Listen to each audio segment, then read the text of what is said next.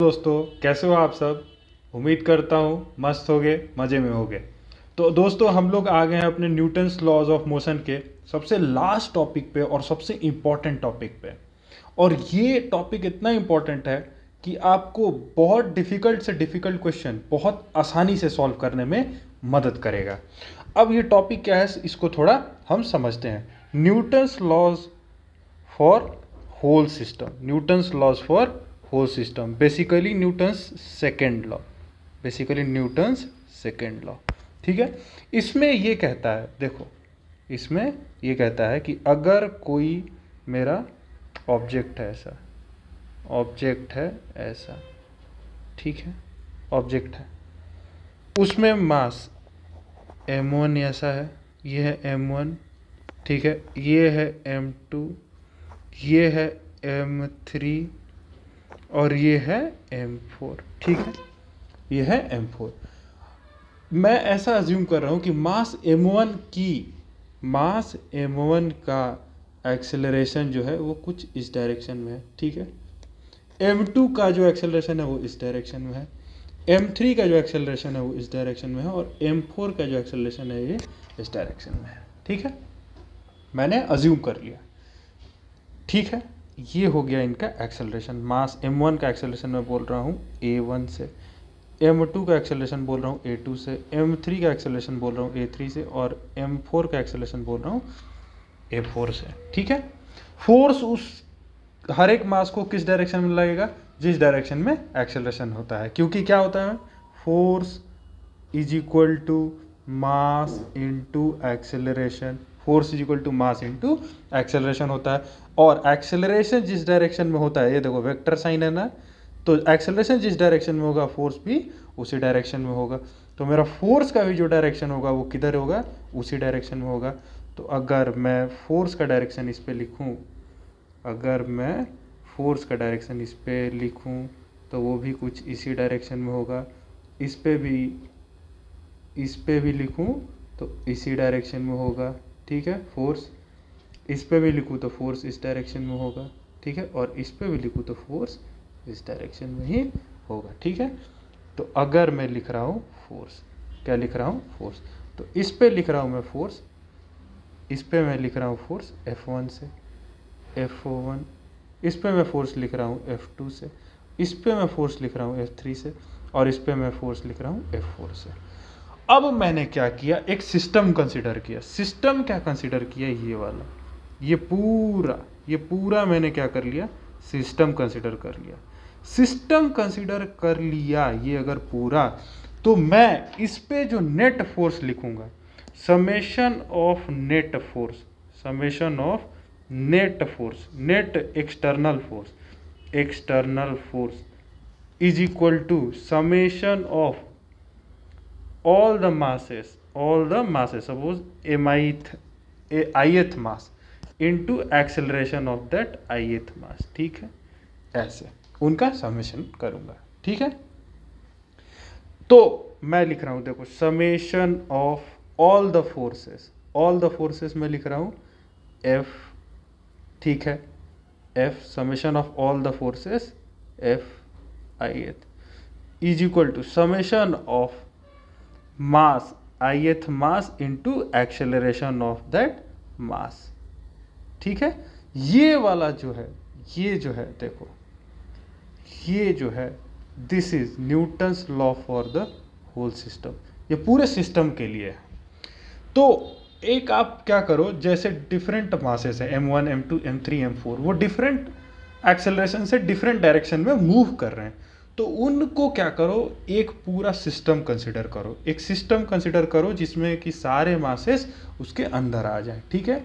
जैसे ही आप system consider करते हो तो देखो कि सिस्टम पे एक्सटर्नल फोर्सेस कौन से लग रहे हैं, और उसके बाद ये आइडेंटिफाई करने के बाद कि उस पर एक्सटर्नल फोर्सेस कौन से लग रहे हैं, उसको एक्सटर्नल फोर्स को, summation of all the external force को summation of mass into acceleration of individual particle से इक्वेट कर दो। तो ये जो हमारा टॉपिक है, इसको हम अब और बढ़िया से हम क्वेश्चन में समझते हैं। देखो, the monkey B shown in figure 5e20 is holding on to the tail of the monkey A, which is climbing up a rope. The masses of the monkeys A and B are 5 kg and 2 kg respectively. If A can tolerate a tension of 30 Newton in its tail, what force should it apply on the rope in order to carry the monkey B with it? ठीक है, तो अब ये देखो बोल रहा है कि मोंकी ए जो है, मोंकी ए है,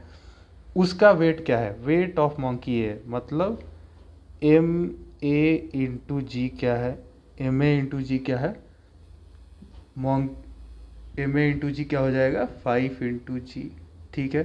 एम बी इंटू जी कितना हो जाएगा, एम बी इंटू जी कितना हो जाएगा 2 इंटू जी, क्योंकि वेट क्या है 5 kg है 2 kg, ठीक है। अब देखो ये बोल रहा है A can tolerate a tension of 30 newton, मतलब यहाँ पे देखो, यहाँ पे देखो, यहाँ पे देखो, ए कैन टॉलरेट, जैसे देखो इसका अगर मैं फ्री बॉडी डायग्राम बनाऊं ए का, ये मोंकी ए है, ये मोंकी ए है, ठीक है, ये मोंकी ए का पूंछ है, सपोज ये पूंछ है, ठीक है। मोंकी बी जो है ए पे टेंशन लगाएगा, किधर लगाएगा, नीचे की तरफ लगाएगा, टेंशन किधर लगाएगा, नीचे की तरफ लगाएगा। क्यों, क्योंकि अपने हाथ से उसके पूंछ को खींचेगा, किधर की तरफ, नीचे की तरफ। तो मोंकी बी पे टेंशन किधर लगेगा, ऊपर की तरफ। तो मोंकी बी पे टेंशन लगा ऊपर की तरफ, तो मोंकी ए पे टेंशन लगेगा नीचे की तरफ, तो उसको मैं बोल रहा हूँ टेंशन टी, ठीक है। फिर मैं बोल रहा हूँ ये जो मोंकी ए है वो ऊपर वाली रोप को पकड़ा है, किस फोर्स से, एफ फोर्स से, ठीक है, ठीक है। और ये टेंशन टी दे रखा है, ये बोल रहा है कि if A can tolerate a tension of 30 Newton, ये मैक्सिमम 30 न्यूटन तक टॉलरेट कर सकता है। तो बताओ कि कितना फोर्स अप्लाई करेगा मोंकी ए इस रोप पे, इस वाले रोप पे एफ कितना अप्लाई करेगा कि ये पूरे इस मोंकी बी को अपने के साथ ऊपर की तरफ कैरी कर सके। तो पहला मैं केस कंसीडर कर रहा हूं कि ऊपर एक कांस्टेंट वेलोसिटी v से ले जाने में कितना फोर्स अप्लाई करना पड़ेगा, ऊपर एक कांस्टेंट वेलोसिटी v ले जाने में कितना फोर्स अप्लाई करना है। तो कांस्टेंट वेलोसिटी v होगा, अगर कांस्टेंट वेलोसिटी v होगा मतलब एक्सेलरेशन क्या होगा, ऊपर की तरफ 0। तो अगर मैं ए का फ्री बॉडी डायग्राम बनाऊं तो इसका फोर्स, इसने किस पे, रोप पे फोर्स किधर लगा, रोप पे फोर्स जो लगाएगा वो नीचे की तरफ लगाएगा, तो रोप जो है मोंकी पे फोर्स ऊपर की तरफ लगाएगा। मोंकी का मास m है, एम ए है सपोज, तो उसका एम जी जो लगेगा वो किधर की तरफ लगेगा, नीचे की तरफ। कितना लगेगा 5 इंटू जी, ठीक है, 5 इंटू जी। अब जो है इसका एक्सेलरेशन कितना है, ऊपर की डायरेक्शन में 0 है, तो net force in y direction क्या करो, 0 करो। तो F ऊपर की तरफ है -5g, नीचे की तरफ है -30, नीचे की तरफ है, इज इक्वल टू 0। तो F की वैल्यू कितनी आई, 5g प्लस 30, ठीक है, 5g प्लस 30। तो 5g मतलब कितना होता है 10, तो g की वैल्यू 10 हुई, तो मतलब 5 इंटू 10 प्लस 30, तो कितना है, F की वैल्यू हो गई 50 प्लस 30 80 न्यूटन, 80 न्यूटन। तो 80 न्यूटन मिनिमम इसको यहाँ पे फोर्स लगाना पड़ेगा ही पड़ेगा, इसको ऊपर कैरी करने के लिए, ठीक है।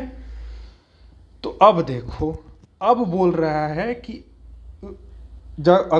अगर उसने एक्सेलरेशन इक्वल टू 0 मतलब कांस्टेंट वेलोसिटी से ऊपर मूव करेगा तो 80 न्यूटन तो उसको लगाना ही लगाना है। अगर सपोज मैं एक्सेलरेशन बोल रहा हूँ ए से ऊपर, ये सेकंड केस ले रहा हूँ, मैं सेकंड केस ले रहा हूँ जब वो एक्सेलरेशन ए से ऊपर बढ़ेगा। ये फर्स्ट केस ये था, केस 1 ये था, केस 1 ये लिया था मैंने कि acceleration equal to 0। Case second ले रहा हूँ, केस सेकंड ले रहा हूँ मैं, जिसमें मैं ये बोल रहा हूँ कि acceleration is not equal to 0, not equal to 0। तो अब मैं क्या करूँगा, ये देखो, इसको मैं पूरे को सिस्टम कंसिडर करूँगा, इसको मैं पूरे को सिस्टम कंसिडर कर लिया, ठीक है। सिस्टम कंसिडर जैसे ही किया मैंने इसको, तो मैं क्या करूँगा, सिस्टम पे Newton's law for whole system क्या होता है, summation of all net external forces, external forces is equal to summation of masses into their acceleration. ठीक है, ith मास उसका एक्सेलरेशन। ठीक है, अब देखो अगर मैं इसको पूरे को सिस्टम कंसिडर किया तो इस पे कितना फोर्स नीचे की तरफ लगेगा, mg। इस पे नीचे की तरफ कितना फोर्स लगेगा, mag। ठीक है, और पूरे सिस्टम पे ऊपर की तरफ फोर्स कितना लगेगा, F। तो इस पे लिखो summation of net forces in y direction is equal to mass into acceleration. तो F ऊपर की तरफ है, नीचे की तरफ क्या है, mag है। ठीक है, माइनस mbg है is equal to masses into acceleration. Masses क्या है, मास a है, mass of a into acceleration of a। ठीक है, a ही होगा, दोनों एक साथ ऊपर जाने चाहिए। क्या बोल रहा है कि a कितना ऊपर फोर्स लगाए ताकि दोनों एक साथ ऊपर मूव करे। तो इसका भी a का भी एक्सेलरेशन a होगा और b का भी, b वाले मॉन्की का भी एक्सेलरेशन ऊपर की तरफ a ही होगा। तो अब मैं क्या करूंगा, ma into a plus mb into a, mass of b into a, क्योंकि b मॉन्की का भी एक्सेलरेशन क्या है, a ही है। तो फोर्स माइनस mag कितना है 5g, mbg कितना है 2g is equal to ma into A, ma कितना है 5a प्लस mb कितना है 2a। ठीक है, तो f minus 7g is equal to f minus 7g equal to कितना हुआ, f minus 7g is equal to 7 है। ठीक है, ये वाली इक्वेशन नंबर 1 हो गई। अब मैं मॉन्की बी को सिस्टम ले रहा हूँ। जैसे ही मैं मॉन्की बी को सिस्टम ले रहा हूँ बच्चा, जैसे ही मॉन्की बी को सिस्टम ले रहा हूँ, तो मॉन्की बी को जैसे ही सिस्टम लिया मैंने, तो इस पे जो फोर्स लगा किधर, टेंशन ऊपर, इसका जो वेट लगेगा नीचे किधर, mg, और इसका एक्सेलरेशन किधर है, ऊपर की तरफ। एक्सेलरेशन किधर है, ऊपर की तरफ। ठीक है, अब देखो टेंशन, इस पे अब मैं न्यूटन्स लॉ ऑफ मोशन लगाऊंगा। तो टेंशन किधर है, ऊपर की तरफ, minus mb into g is equal to mass of B into acceleration of B. Acceleration of B क्या है, a। ठीक है, सिंपल सी बात है। t माइनस mb कितना है 2g is equal to 2a। ठीक है, अब मैं क्या करूँगा, देखो अब मैं क्या करूँगा, यहाँ पे देखो f माइनस mag। अब मैं क्या करूँगा, t की वैल्यू यहाँ से रख दूंगा। t की वैल्यू कितनी दे रखी है, 30 न्यूटन। तो 30 न्यूटन माइनस 2 इंटू जी कितना हो गया 20, जी की वैल्यू 10 रख दी, तो 2a। 30 minus 20 is 10, 10 equal to 2a। That means acceleration की वैल्यू कितनी आ गई, 5 मीटर पर सेकेंड स्क्वायर। ठीक है, एक्सेलरेशन की जैसे 5 मीटर पर सेकेंड स्क्वायर की वैल्यू आई, मैंने क्या किया कि इस वाले एक्सेलरेशन की वैल्यू क्या करी, इस वाले इक्वेशन में डाल दी। तो इस वाले इक्वेशन में डाली तो मेरा फोर्स का जो वैल्यू आया, force is minus 7g is equal to 7 into A. Acceleration कितना है भाई, एक्सेलरेशन कितना है 5, तो 7 इंटू 5।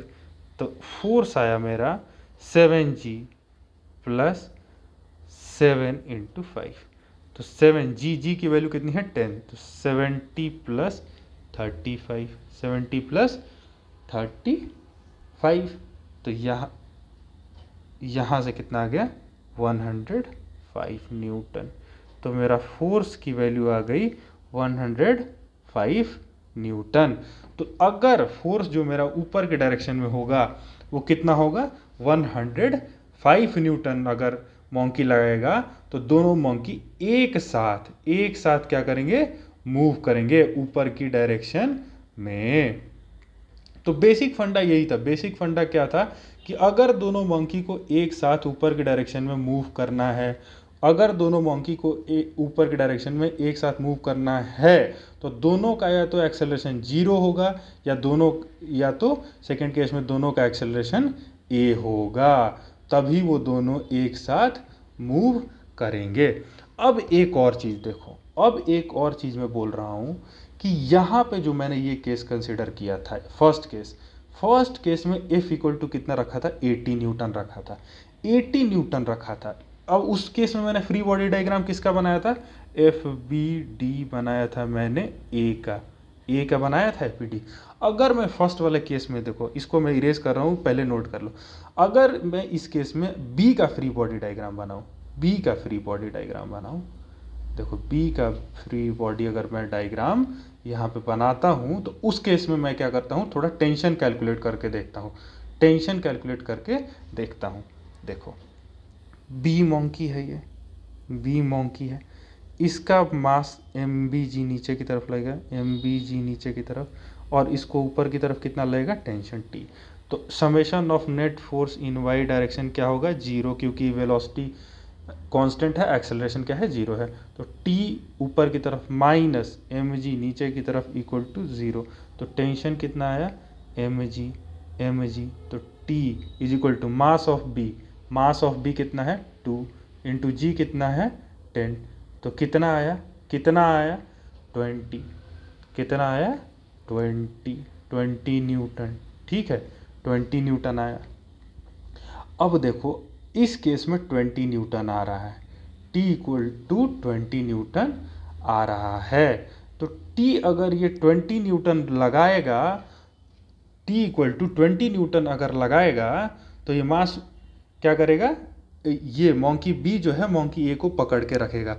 लेकिन बोल रहा है if A can tolerate a tension of 30 newton in its tail, if A can support 30 newton maximum कर सकता है। तो टी की वैल्यू कितनी आई, 20 न्यूटन, मतलब 20 न्यूटन। तो अगर 30 न्यूटन टॉलरेट कर ले रहा है तो 20 न्यूटन भी टॉलरेट कर लेगा। अब मैं क्या कर रहा हूँ, ए का फ्री बॉडी डायग्राम बना रहा हूँ, ए का फ्री बॉडी डायग्राम।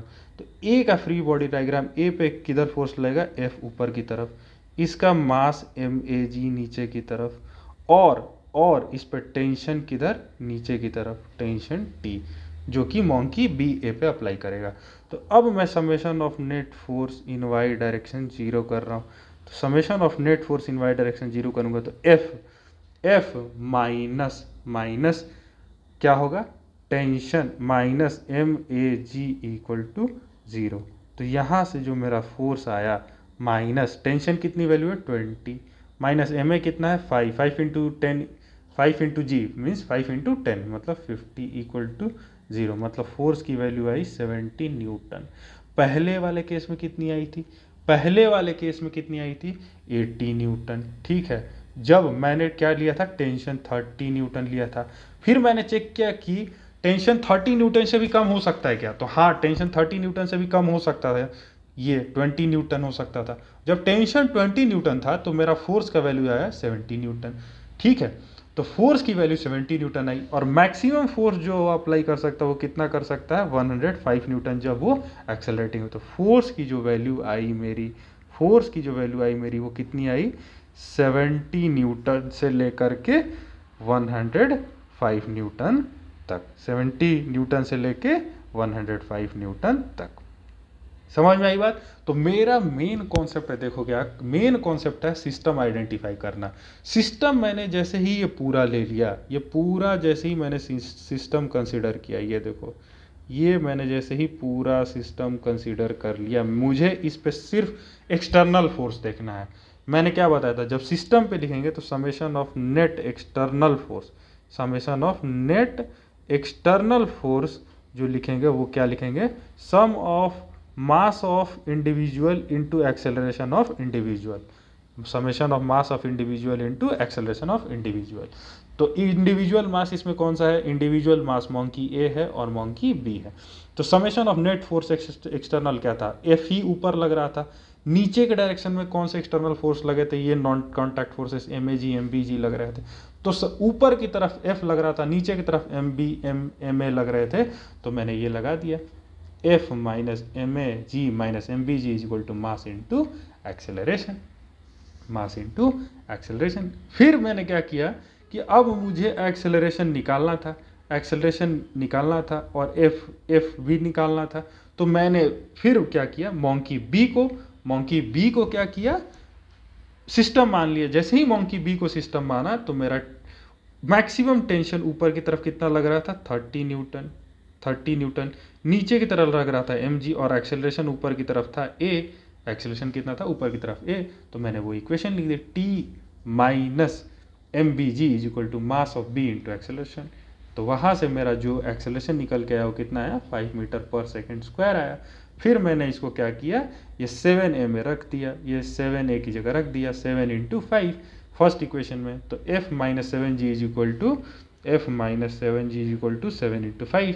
तो वहाँ से f equal to 7g plus 7 into 5 है, f इक्वल टू 105 न्यूटन आया। समझ में आई बात इतनी मेरी? तो कॉन्सेप्ट इतना ही है कि summation of net external forces equal to mass into acceleration कर देना है। तो इस तरीके से हमारा जो न्यूटन्स लॉज ऑफ मोशन का है इम्पॉर्टेंट चैप्टर खत्म होता है। हम मिलेंगे अगले चैप्टर में, तब तक से आप इस पे बहुत सारे क्वेश्चंस प्रैक्टिस करिए। बहुत सारे आपको क्वेश्चंस मिलेंगे स्टैंडर्ड बुक्स में, HCV के क्वेश्चंस प्रैक्टिस करिए। जो वैसे मैं बहुत सारे इंपॉर्टेंट क्वेश्चंस HCV के भी करा लेता हूँ, बहुत सारे क्वेश्चंस जो प्रीवियस ईयर में आए रहते हैं उसको भी कराता हूँ, और हर एक कॉन्सेप्ट को मैं कवर भी करता हूँ। अगर आप इन रूल्स जो मैं रूल्स बताता हूँ उनको अगर आप फॉलो करते हैं तो आपको कभी भी प्रॉब्लम किसी भी सवाल में नहीं आएगी। तब तक से मस्त रहिए, पढ़ते रहिए। जय हिंद।